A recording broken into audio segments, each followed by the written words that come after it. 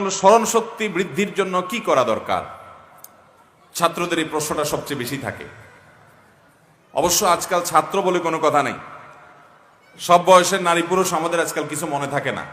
এই মনে না থাকার অন্যতম একটা কারণ হলো আমাদের এই ব্রেইনটাকে আমরা শত শত বেহুদা কাজে এঙ্গেজ করে ফেলছি, ঠিক না বেঠিক? মোবাইল ফোন, ফেসবুক, ইউটিউব সহ এত সব বেহুদা কাজ আমরা করি।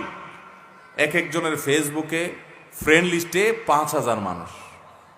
5,000 বন্ধু যদি কারোর থাকে, এই লোকের জীবনে আর কিছু কাজ করাই তো সম্ভব না।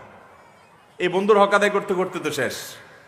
এক বন্ধুর পোস্টে লাইক দেন নাই কেন, সে নাখুশ হয়ে গেছে। আরেক বন্ধু বললো আমার বিরুদ্ধে পোস্ট, সেখানে তুমি লাইক দিলা কেন, সে নাখুশ হয়ে গেছে। আরেকজন বললো তোমার পোস্টে আমি কমেন্ট দিয়ে আসলাম, তুমি আমার পোস্টে কেন দিলা না। আরেকজন বললো ইনবক্সে আমি নক করলাম, তুমি রিপ্লাই দিলে না কেন। এই বেহুদা কাজ করতে করতে দরকারি কাজ করার সময় আজকাল আমাদের সময়গুলো শয়তানি ভাবে শেষ করে ফেলছে।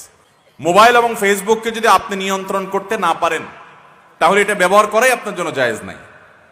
এই মোবাইল ফোন যদি আপনাকে ডাইরেক্ট বানিয়ে ফেলে, আপনার সময় নষ্ট করে ফেলে, তাহলে এটার কারণে বরং আল্লাহর কাছে আপনার জবাবদিহি করা লাগতে পারে। বিধায় এগুলো থেকে বেঁচে থাকতে হবে। যাই হোক, স্মরণ শক্তি বৃদ্ধি হওয়ার জন্য সর্বপ্রথম যে আমলটার কথা বলবো সেটা হলো তাকওয়া, আল্লাহর ভয়, হারাম কাজ থেকে বেঁচে থাকার প্রবণতা। এটা আপনার মধ্যে যদি খুব বেশি আনতে পারেন, তাহলে আপনাকে আল্লাহ রাব্বুল আলামিন স্মরণ শক্তি বৃদ্ধি করাবেন, এলেম দান করবেন, জ্ঞান দান করবেন। আল্লাহ বলেছেন ওয়াত্তাকুল্লাহা ইউআল্লিমুকুমুল্লাহ, তোমরা আল্লাহকে ভয় করো, আল্লাহ তাআলা তোমাদেরকে ইলম দান করবেন। সাহাবায়ে কেরাম নবী করিম সাল্লাল্লাহু আলাইহি সাল্লাম থেকে হাদিস শুনতেন। তারা যেভাবে মনোযোগ দিয়ে হাদিস শুনতেন, মনে হতো কোনো মরা কাঠ বসে আছে, পাখি এসে তাদের মাথার উপরে বসতে পারবে, এইভাবে মনোযোগ দিয়ে হাদিস শুনতেন। এবং তাদের দীর্ঘ হাদিস নবী সাল্লাল্লাহু আলাইহি সাল্লাম থেকে একবার শুনতেন, পুরোটা মুখস্থ হয়ে যেত। তাকওয়া ছিল তাদের মধ্যে। মুসলমান আল্লাহ রাব্বুল আলামিনের পক্ষ থেকে সাহায্য পাওয়ার জন্য হারাম থেকে বাঁচার মানসিকতা থাকতে হবে, তাকওয়া থাকতে হবে। দ্বিতীয়ত, কিছু খাবার আছে যে খাবারগুলো স্মরণ শক্তি বৃদ্ধি করার জন্য মুহাক্কিক ওলামায়ে কেরাম, ইসলামের সোনার যুগের অনেক মনীষীগণের অনেক বক্তব্য উক্তি পাওয়া যায়। যেমন কিশমিশের কথা অনেক ওলামায়ে কেরাম বলেন যে এটা যত বেশি খাওয়া হয়, বেশি পরিমাণে কিশমিশ খেলে স্মরণ শক্তি বৃদ্ধি হয়। আদার কথা অনেকে বলেছেন।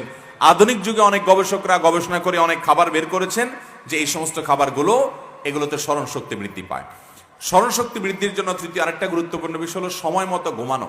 আমাদের বেশিরভাগ ছাত্ররা দেখবেন রাত 12টা 1টা 2টা পর্যন্ত বই পড়ে, এরপরে দেয় ঘুম, সকাল 9টায় উঠে ফজর নামাজ নাই।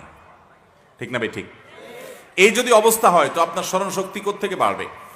স্মরণ শক্তি বৃদ্ধি হওয়ার জন্য অনেক গুরুত্বপূর্ণ একটা আমল হলো টাইমলি ঘুমানো, সুন্নাহ লাইফস্টাইলকে ফলো করা। আপনি খাবার